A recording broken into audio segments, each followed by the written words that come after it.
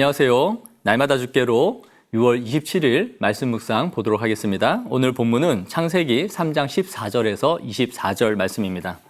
뉴스를 보면 흉악하고 극악한 일들이 정말 많이 보도되는데요.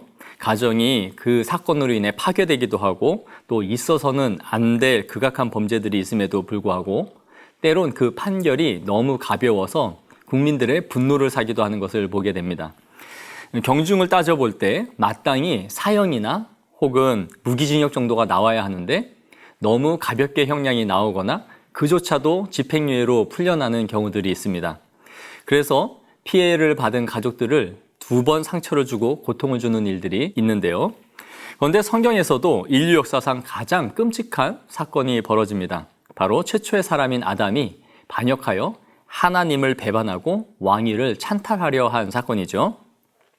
역사적으로 보면 이러한 행위는 삼족을 멸할 뿐만 아니라 공직에 나갈 수 없을 만큼 아주 심각한 사건입니다. 그럼에도 하나님은 우리에게 어떠한 은혜를 베풀어 주시는지를 오늘 본문이 보여주는데요. 우리 관찰질문 보면서 살펴보도록 하겠습니다. 관찰질문 1번을 보시면 뱀이 받은 저주가 무엇인지를 묻고 있습니다. 14절에서 15절에 모든 가축과 들의 짐승보다 저주를 받아 배로 기어다니며 사는 동안 흙을 먹어야 된다라고 말씀하고 계세요. 배로 기고 흙으로 먹는다는 것은 아주 비참한 처지에 놓이게 되었음을 보여줍니다. 애완으로 뱀을 기르는 사람들이 TV에 가끔 나오는 것을 보게 되는데요. 그럼에도 뱀은 참 혐오스러운 짐승입니다. 뿐만 아니라 여자의 후손과 원수가 될 것이다 라고 말씀해주고 있습니다. 여자의 후손은 내 머리를 상하게 할 것이요 너는 그의 발꿈치를 상하게 할 것이다. 이 본문이 원시복음이라고 불리어지는 본문입니다. 본문의 여자의 후손은 오실 메시아를 말씀해주고 있는 것이죠. 뱀은 여자의 후손인 메시아의 발꿈치를 상하게 할 것이며 이 여자의 후손은 뱀의 머리를 상하게 할 것이다 라고 말씀해주고 있습니다. 이것은 메시아를 통하여 사단의 권세가 완전히 꺾일 것이다 라는 것을 보여주죠. 그럼에도 사단은 예수님의 메시아의 발꿈치를 상하게 할 만큼 그도 공격할 것이다 라는 것을 보여줍니다. 그럼에도 메시아의 궁극적 승리가 무엇인지를 이 본문이 보여주고 있는 것이죠. 관찰질문 2번입니다. 땅이 저주를 받은 이유가 무엇인지를 묻는데요. 17절에 아담에게 이르되 내가 내 아내의 말을 듣고 내가 내게 먹지 말라 한 나무의 열매를 먹었은즉 땅은 너로 말미암아 저주를 받고 라고 기록되어 있습니다. 사실 땅 자체가 잘못한 것은 아니죠. 그러나 아담의 범죄로 말미암아 땅은 연쇄적으로 함께 저주를 받고 가시덤불과 엉겅퀴를 내게 됩니다. 그리고 이제 평생을 수고해야 먹고 마실 수 있는 처지에 놓이게 된 것이죠. 인간의 노동은 본래 먹고 살기 위한 노동이 아니었습니다. 그러나 타락으로 말미암아 노동의 본질이 변질되었어요. 이제는 수고하고 땀을 흘리지 않으면 땅이 소산을 내지 않는 그러한 상태에 빠진 것이죠.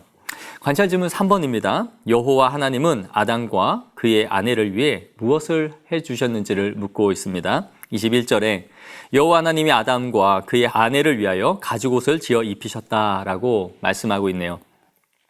이제 에덴 동산에서 쫓겨나야 하는 아담과 하와에게 하나님은 가죽옷을 지어 입히시고 있음을 보여줍니다.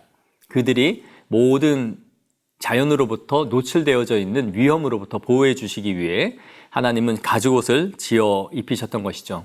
아담과 하와의 범죄에도 불구하고 하나님은 가죽옷을 지어 입히심으로써 하나님의 은혜가 그들에게 끊이지 않고 있음을 오늘 본문이 보여주고 있습니다. 오늘 본문을 보면서 어떤 생각이 드시나요?